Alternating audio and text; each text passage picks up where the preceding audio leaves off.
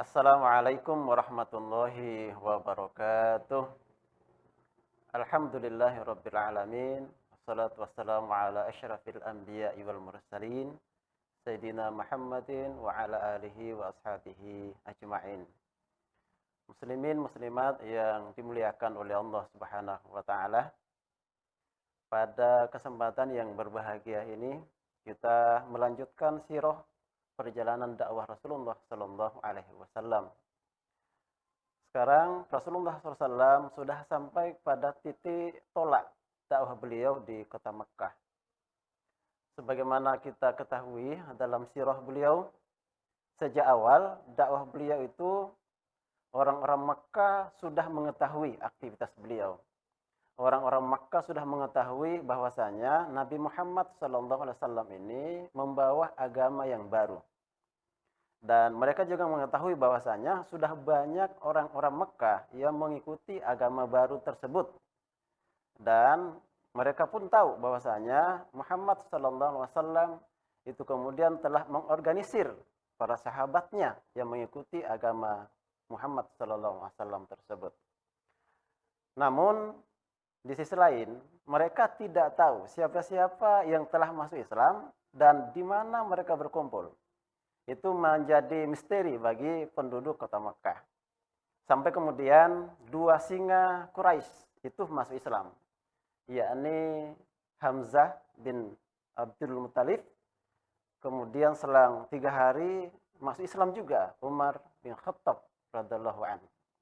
Setelah masuknya beliau, yang kedua dua orang ini, Hamzah bin Abdul Muttalib dan Umar bin Khattab, maka turun perintah dari Allah Subhanahu wa taala, fasda' bima tu'maru wa'rid 'anil musyrikin.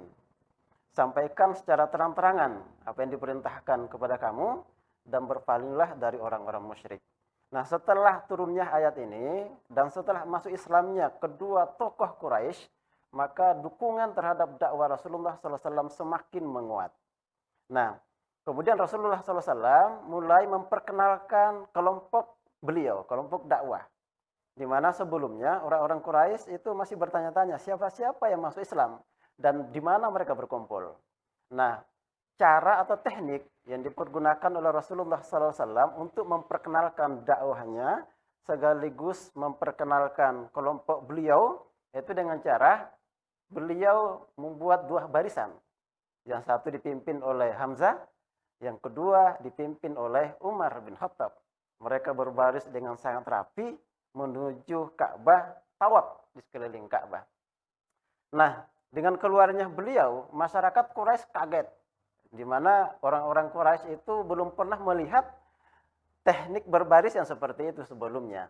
Nah, ketika Rasulullah SAW sudah keluar bersama para sahabat dengan dua barisan tersebut, maka pada hakikatnya beliau sudah berpindah dari dakwah secara sembunyi-sembunyi menuju dakwah pada terang-terangan.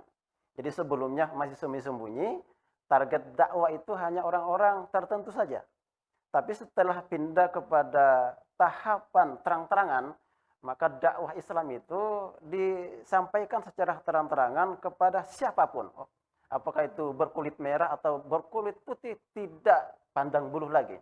Disampaikan secara terang-terangan. Nah, dampaknya adalah ketika dakwah itu sudah disampaikan secara terang-terangan, maka orang-orang kafir Quraisy itu mulai melawan Rasulullah SAW. Pertarungan pemikiran sudah dimulai atau pergesekan antara pemikiran yang benar dan pemikiran yang batil itu terjadi di tengah-tengah masyarakat Mekkah kala itu. Tidak cukup dengan itu, setelah dakwah terang-terangan, Rasulullah SAW mengalami yang namanya gangguan dari orang-orang atau kafir Makkah, di mana Ummu Jamil itu melemparkan najis di depan rumah beliau. Rumah beliau juga dilempari. Bahkan Abu Lahab itu melempari beliau dengan kotoran kambing yang telah disembelih untuk persembahan ke Ka'bah pada waktu itu. Tapi semua cacian, semua gangguan, semua lemparan itu kemudian tidak dibalas oleh Rasulullah SAW kecuali hanya semakin menambah kesabaran beliau di jalan dakwah Subhanahu wa ta'ala. Jadi perpindahan dari tahapan sembunyi-sembunyi kepada tahapan terang-terangan. Dalam sirah disebutkan ini adalah tahapan yang paling menakutkan.